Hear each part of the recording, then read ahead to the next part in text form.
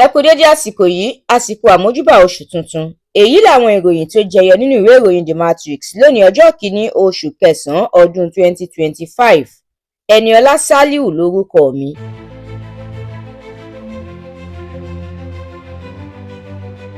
Àtíkù Abubakar ti fi ìpè síta fún àwọn ẹgbẹ́ òṣèlú alátakò láti kọ èsì ìdìbò ìjọba ìbílẹ̀ tó wáyé ní ìpínlẹ̀ Rivers lọ́jọ́ Sátidé tó kọjá yìí. Ó ní ẹgbẹ́ òṣèlú APC ti ṣetán láti fi gbogbo nǹkan wá ipò òṣèlú. Ẹgbẹ́ òṣèlú APC ló jáwé olúborí jùlọ níjọba ìbílẹ̀ 20 nígbà tí PDP jáwé olúborí níjọba ìbílẹ̀ 3. El-Rufai tún ti ju ògúlùntù ọ̀rọ̀ sí ààrẹ Tinubu àti ẹgbẹ́ òṣèlú APC. Ó ní ipò kẹta ni ààrẹ Tinubu máa ṣe nínú ètò ìdìbò gbogbogbò tó máa wáyé lọ́dún 2027. Ó ní àwọn ti mọ ikú tó pa ẹgbẹ́ òṣèlú APC. Àjọ SERAP ti kéde àfikún owó ìwé ìrìnnà orílẹ̀-èdè yìí ní gbígbà láti ọ̀dọ̀ àjọ ẹ̀ṣọ́ aláàbò tó ń rí sí ìwọléwọ̀de gẹ́gẹ́ bí èyí tí kò bójúmu tó sì tún lòdì sófin.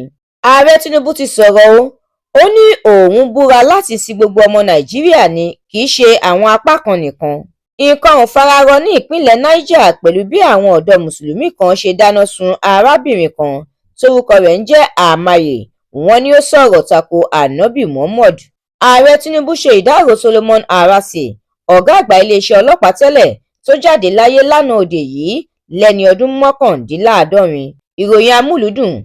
Mánigbàgbé olórin tàkasúfèé ọmọ Nàìjíríà ní Two-Face ti kéde Burna Boy gẹ́gẹ́ bí olórin tó gáyàtà jùlọ lórílẹ̀‐èdè Nàìjíríà. Ìròyìn eré ìdárayá. Ẹgbẹ́ agbábọ́ọ̀lù Liverpool gbé ewúro sójú ẹgbẹ́ agbábọ́ọ̀lù Arsenal láti jókòó sókè téńté tábìlì ìdíje English Premier League.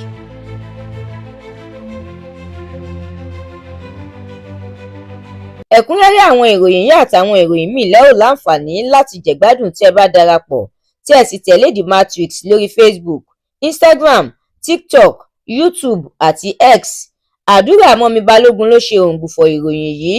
Ẹniọlá Sálíù lórúkọ mi.